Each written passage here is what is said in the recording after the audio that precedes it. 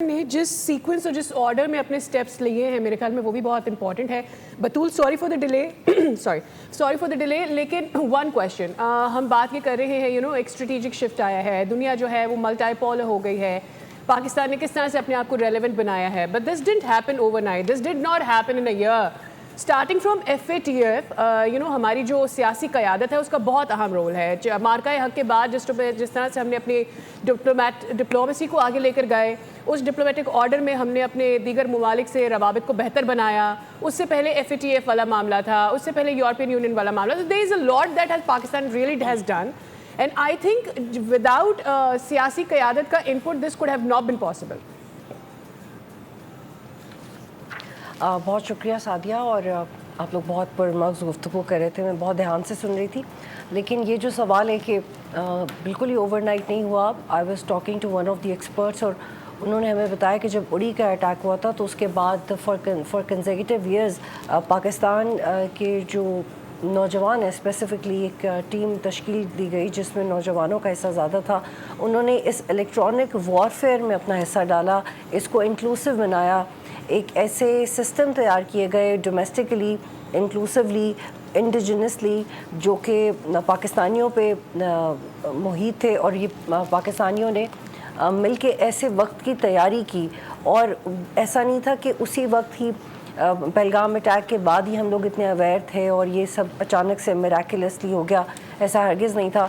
اس طرح کے چیلنجز کی تیاری پاکستان کی افواج بہت پہلے سے کر رہی تھیں. اور ریسنٹلی پاکستان کے AVM نے, جن کا نام طارق غازی ہے, انہوں نے کہا ہے کہ جو 35 اسٹیلتھ جیٹس ہیں, 5th جنریشن جیٹس ہیں, ان کو اس لیے شامل کیا جا رہا ہے کیونکہ پچھلے 1 سال میں پاکستان کی ایئر فورس نے جو اپنی طاقت کا لوہا منوایا ہے اس کی اپ گریڈیشن بہت زیادہ ضروری ہے. کیونکہ اب یہ جنگیں صرف نیریٹو کی نہیں ہیں, اب یہ جنگیں صرف ڈپلومیسی کی نہیں ہے بلکہ ٹیکنالوجی کی ہیں. کیونکہ کہ کون کتنی جلدی کس ٹیکنالوجی کو حاصل کرتا ہے, اور نہ صرف اس کو حاصل کرتا ہے بلکہ اس کو استعمال کرنے کا بھی بہترین اختیار رکھتا ہے. فار ایگزامپل جب J10C تھنڈر اور GF-17 تھنڈر اور J10C بلاک 3 PL میسائلز اور کچھ اور چائنیز ٹیکنالوجیز جو پاکستانی استعمال کر رہے تھے, کچھ ایسے جیٹس جو پاکستانیوں نے بنائے تھے, میں اس کی ٹیکنیکلٹیز میں نہیں جاؤں گی, I'll keep it simple.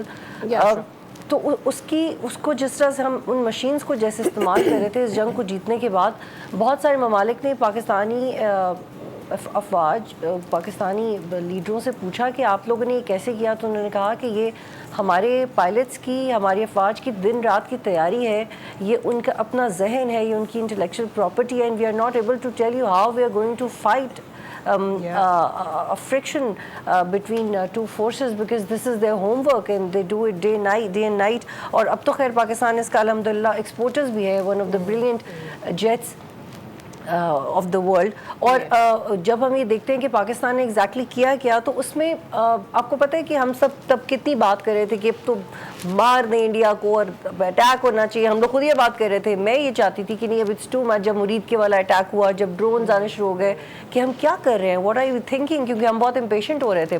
تو اس وقت پاکستان نے ریئیکٹ نہیں کیا, نہ پاکستان اوفینسو پہ گیا, پاکستان نے رسپونڈ کیا, ہمارے نیریٹیوز کنٹرول تھے, ہم نے وہ پریشر ایبزارب کیا. انڈیا پینک کر رہا تھا, پاکستان پینک نہیں کر رہا تھا. اس کے باوجود جو ہمارا فاسٹ پیسڈ رسپانس تھا, اس وقت بھی ڈسکریٹ ڈپلومیسی ہو رہی تھی, اس وقت بھی پبلک ڈپلومیسی ہو رہی تھی. اور یہ جتنے کمپوزر سے ہم نے کیا, اگر انڈیا نے بھی اتنے کمپوزر سے کیا ہوتا تو آج انڈیا ہمارے جیسی خوشی منا رہا ہوتا. لیکن انڈیا نے تو کمپوزر سے کیا ہوتا تو انڈیا جنگ کے لیے پاکستان کو چنتا ہے نہیں. دے مسٹ ہیو اسیسڈ کہ پاکستان کتنا آگے آ گیا ہے. احتشام صاحب, آپ کے پاس ہمیشہ انسائٹ نیوز ہوتی ہے. جب اور صرف میں اس میں ایک جملہ ایڈ کرنا چاہ رہی ہوں اگر آپ مجھے اجازت دیں سعدیہ. جی صرف کہ I just want to, اگر انڈیا کے پاس اتنے پروفس تھے کہ پاکستان میں کچھ بینڈ آؤٹ فٹس آپریٹ کر رہی ہیں اور ان کے خلاف انویسٹیگیشنز ہونی چاہیے, تو why did you not show up on UN floor? Ehtesham صاحب, آپ کے پاس ہمیشہ انسائٹ. سبسکرائب کریں اور بیل دبائیں تاکہ کوئی خبر رہ نہ جائے.